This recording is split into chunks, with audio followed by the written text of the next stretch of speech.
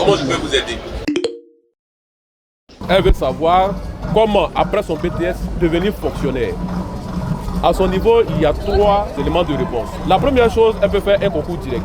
Le concours direct est ouvert à tous les diplômes. Si elle obtient son BTS et qu'il y a un concours direct qui est ouvert pour tous les BTS, elle peut se présenter avec son BTS pour devenir fonctionnaire. Après le concours direct, ce qui s'offre à elle, c'est le concours de recrutement. Pour un concours de recrutement, il s'agit d'un diplôme spécifique. Et donc, si elle a un BTS en communication, c'est cela, un BTS en communication, elle pourra présenter un concours de recrutement pour devenir technicien supérieur de la communication avec son BTS en communication. La troisième option qui s'offre pour elle, c'est l'ENA.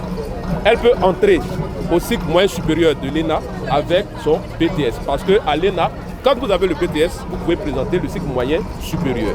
Donc, mademoiselle, voici les 3 options qui s'offrent à vous si vous voulez devenir fonctionnaire. Ok, merci à vous. Ce qui va vous concerner sont les concours de recrutement. Pour les concours de recrutement, ce sont des concours spécifiques à certains diplômes. Si vous êtes diplômé en RHCOM et qu'il y a un concours qui est lancé par exemple pour le niveau BTS en RHCOM, vous pouvez devenir technicien supérieur de la communication avec votre BTS en RHCOM. Celui qui rentre avec le BTS en RHCOM à la fonction publique, il est du grade B3. Et une fois que vous avez commencé votre carrière, vous pouvez, une fois devenu fonctionnaire, évoluer dans votre carrière à travers ce qu'on appelle le concours professionnel. Donc si vous êtes du grade B3, technicien supérieur de la communication, vous allez passer un concours professionnel. Après avoir rempli les conditions, il y a les conditions d'ancienneté, il y a les conditions de diplôme et tout ça, vous êtes admis. Vous allez passer au grade A3, donc attaché de communication. Vous comprenez? Attaché de communication, vous partez, vous faites votre carrière, vous pouvez revenir encore à travers vos professionnels pour devenir maintenant administrateur des communications. Voici le profil de carrière qui peut s'offrir à vous. Quel est le rôle de la fonction publique en Côte d'Ivoire? Monsieur Eouma, c'est cela?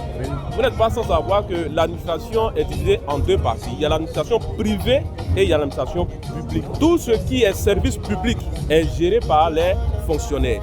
Donc le ministère de la fonction publique a la charge de recruter et de former, de mettre à la disposition de chaque administration publique des fonctionnaires. Donc quand vous voulez devenir fonctionnaire, vous devez obligatoirement passer par la fonction publique.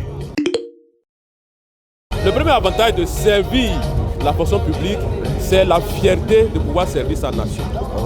On est fier, quand on est fonctionnaire, de dire que nous servons notre nation, nous servons notre pays.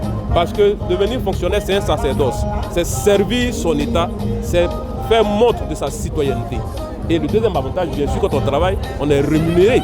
Donc, la fonction publique permet à des citoyens d'être rémunérés, d'être payés par les deniers publics. Donc, les gens payent leurs impôts pour pouvoir payer le fonctionnaire que vous êtes. Vous servez l'État et l'État vous paye.